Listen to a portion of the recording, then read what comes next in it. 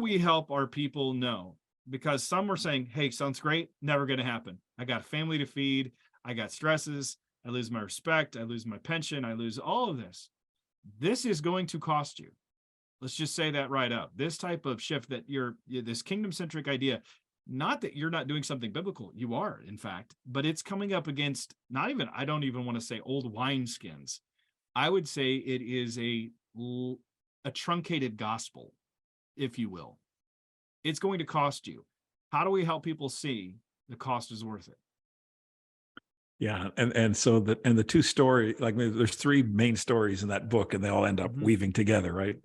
But the one story, the Jimmy character, I patterned him after people that I've met that we have these sort of spasmodic, oh yes, that's right, and we start to make a step or two in the right direction, but the overwhelming influence of the cultural Christianity that we're swimming in just soon knocks us back to where we were. And I think there's probably, there's sort of two cases. There's one where for some of us, we're going to have to, we might not ever get to experience this. My job, I'm pastoring a church right now, and it probably can't take it there. I probably can't take this church to where this idea is, but I can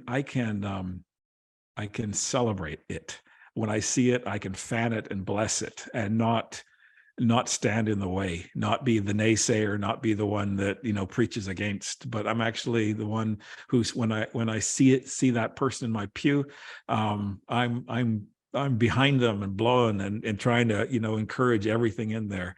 And I think there's a generation of leaders that's going to be their role, their ministry is that almost like a midwife in a cartilage situation. But then there's what I'm seeing I'm seeing it everywhere, where younger leaders have no desire to do the thing that people of your and my generation thought was the only option.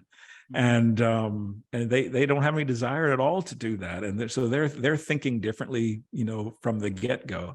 And so for those people, the change is easy in a sense. It's like, okay, let's make sure we're biblical here, make sure we stay grounded on not.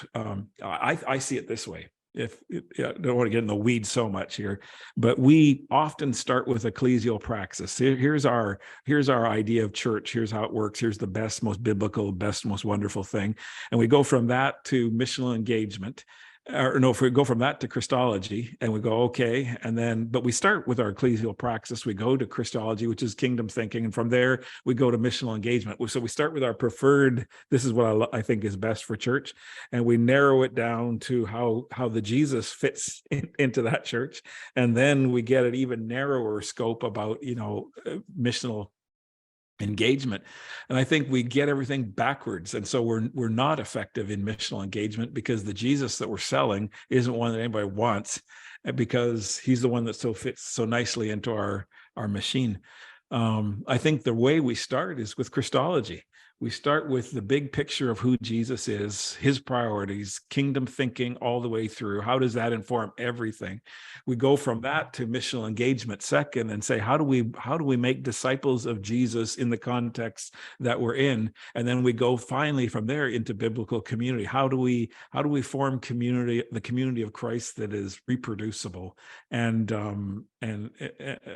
so we're actually approaching this from the entirely different way. And that's a lot easier to do from scratch than it is to. Oh yeah, which is why I think when I saw you did the Church Multiplication Institute rather than just renewal, because it's a lot easier to give birth than it is to raise the dead.